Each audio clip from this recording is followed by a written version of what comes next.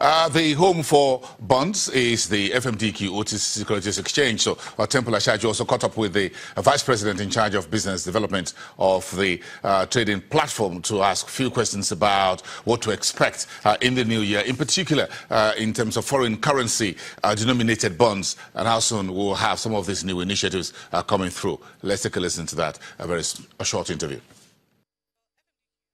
Been doing even from inception is to find ways, come up with initiatives to help develop and help deepen debt capital markets so that it is conducive for obviously issuers, including corporates and even for investors.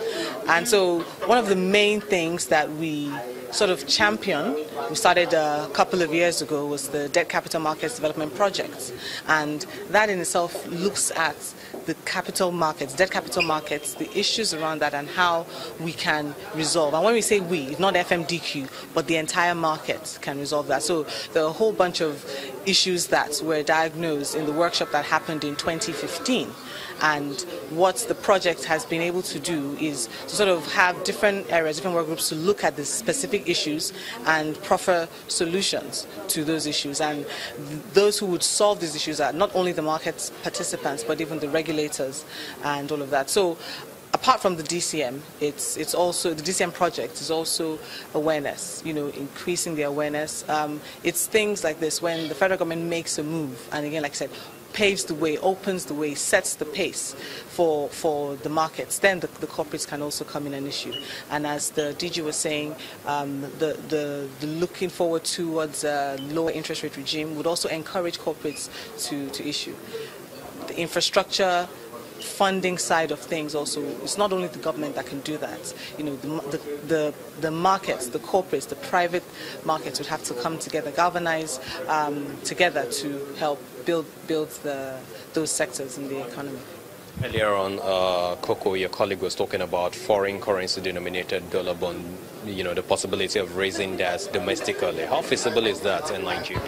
I mean, like I said, we have a huge DOM account balance, and it was, from what you said, about 12 billion US dollars, and what happens with these DOM accounts is sort of sitting in the account and maybe not necessarily generating as much interest, and with debt securities like this, it not only helps to develop a market, it also helps even the investor to, the investor gets better value, if you will, or get a better return on their investment. So it is also about raising awareness, educating people and letting people know that these securities exist and this is what you can do.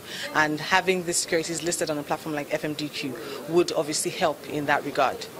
So in terms of bringing the FGN Sovereign bonds that we've seen being issued for like the last 8 to 9 months in the country, and bringing that to the FMDQ platform, what are the strategies you're cooking up for that?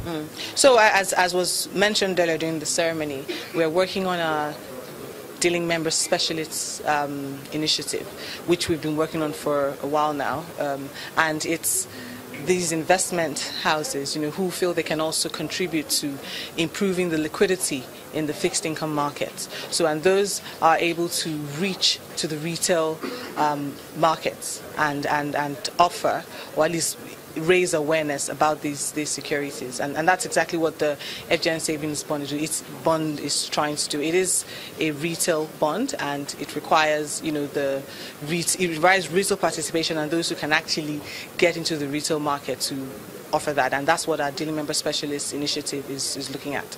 So you also have plans in 2018 to come up with your clearinghouse. Walk us into that.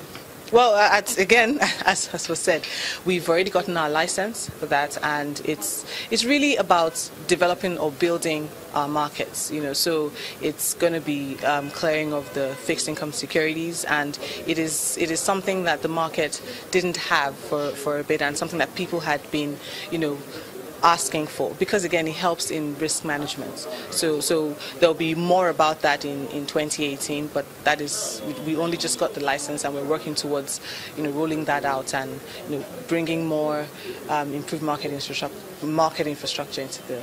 Finally, how does it tie in with your sustainable financing initiative?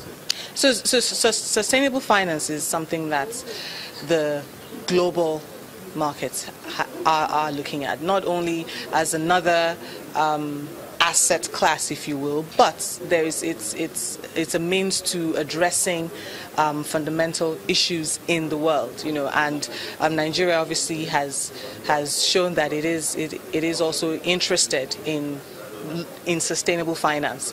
So sustainable finance is something that's also under our Debt Capital Markets Development Project, and we recently launched the subcommittee to look at sustainable finance. So one of our major focuses for next year will be around the sustainable finance initiatives, and indeed we've already started work around that with the subcos, and also infrastructure and housing, which you see as sort of major areas that we need to try and galvanize necessary capital and help develop and build in the markets.